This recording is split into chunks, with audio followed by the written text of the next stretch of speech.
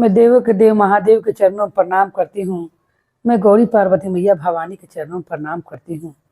मैं कार्तिक गणेश दोनों भैया के चरणों में प्रणाम करती हूँ। सभी देवी दुर्गा के चरणों में प्रणाम करती हूँ।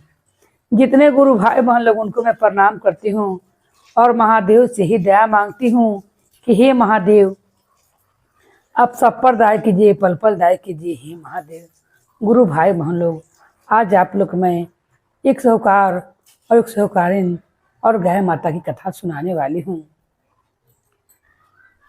एक गांव में एक साहूकारिन रहा करती थी।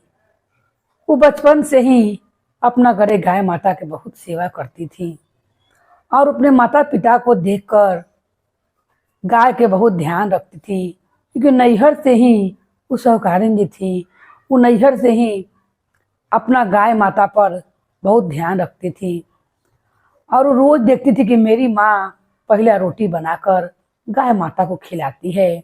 तो मन में तभी से सोच ले थी साहूकारिन कि मेरा विवाह हो जाएगा और मैं भी अपना ससुराल जाऊंगी तो पहला रोटी मैं गाय माता को जरूर खिलाऊंगी। और पानी यही खूटा में जो बच्चे खूटा पानी ले जाए, खूटा मुँह झल दे और रोटी रोज गाय माता के खिलाए होगी, क्योंकि भोजन के संग जल भी दिया जरूरी रहता है। तो खूटा में एक जल को झल दे और रोटी गाय माता को खिला दे। रोज का ही काम था। अपनी माँ के देखा देखी वो नैहर में ऐसी करती थी। कुछ दिन के बाद उस साहूकारिन की शादी हो जाता है और अपना ससुराल चली आती है। जब अपना ससुराल आती है तो अपना उस सास से कहती हैं कि माँ जी आपके घर में एक गाय माता नहीं है, आप एक गाय कीन के ला दीजिए जिसे मैं पहला रोटी बनाकर भोजन कराऊंगी और मैं उन्हें 4 बजे भोर में उठकर मैं लेदी पानी गोद दिया करूंगी। अब तनी भी टेंशन नहीं लीजिएगा कि मैं गाय अगर ला कर रख दूंगी तो कौन मेरा गाय का ध्यान रखेगा।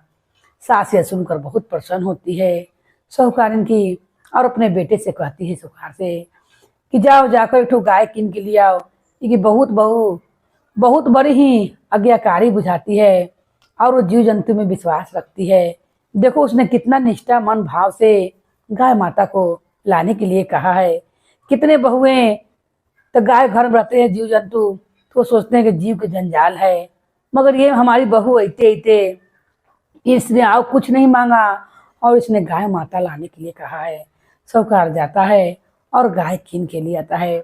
अब रोज साहूकारिन रोज रोटी पहला बनावे और गाय माता को खिलाए।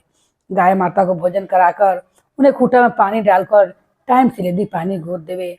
ऐसे करते करते साहूकारनी को बेटा होता है। साहूकारनी बहुत प्रसन्न होती है कि मेरा बेटा हुआ है और गाय माता की कृपा से वो बेटा सियान होने लगता है। अब साहूकारनी सोचती है कि मैं अपने बेटे को विवाह शादी कर दूं और वो बूढ़ी हो जाती है। अब अपने बेटा को ब्याह कर देती है। अपने वाला रहन अपनी बहू को समझाती है साहूकारनी और कहती है कि बहू तुम सबसे पहले रोटी बनाना, तो हम लोग के भोजन के लिए नहीं देना। पहला रोटी तुम हमारे द्वारी पर जो गाय माता हम मैंने बांधी हूँ तुम उसे भोजन करा देना।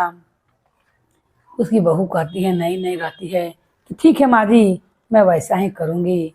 और साहूकारिन की बहू पहला रोटी अपना पति को भोजन कराने के लिए देती है। ये रोज एक के बात समझाती, क्योंकि दिन पर दिन साहूकारिन बूढ़ी हो जाती है। इनका हाथ ऊपर थरथराने लगता है और इनसे कोई काम नहीं होता है। अब साहूकारिन को अपना बहू का आसरा रहता है। वो बहुत समझाती, अपना बहू से कहती कि मैंने इन्हें नए में मैं बहू बन कर आई थी, तभी मैंने अपना पति से इसे मंगाया था और अपने सास ससुर से मैंने इन्हें मांगा था। तुम इन्हें अच्छा से भोजन कराओ और रोज इन्हें रोटी दो और रोज तुम चाव से तनी यदि पानी गोद देना। बहू कहती है ठीक है माँ जी, मगर ऐसा कुछ भी वो बहू नहीं करती है। साहूकारिन को पोता पोती हो जाता है और वो क्या करती है उनकी बहू कि पहला कर खाना अपना पति और अपना बेटा बेटी को खिलाती है। साहूकारिन यही कहती कि हे महादेव मेरा देह नहीं चल रहा है, अगर मेरा शरीर में ताकत रहता तो मैं अभी भी गाय माता को उतनी सेवा करती। मैं उन्हें लेदी पानी टाइम से गोदती, क्योंकि बहू उन्हें टाइम से लेदी पानी भी नहीं गोदती, गाय बेचारी चिल्लाते रहती। ये बूढ़ी माँ के साहूकारिन इतना बूढ़ी हो चुकी थी कि इनसे कोई चीज धरती थी तो हाथ थरथराता था, जिस कारण ये लेदी पानी नहीं लगा सकती थी। अब साहूकारिन के बहू के ही असरा था। एक दिन 3 दिन से बारिश होने लगता है। इतना बारिश होता है कि बारिश से पूरा गांव में बाढ़ आ जाता है।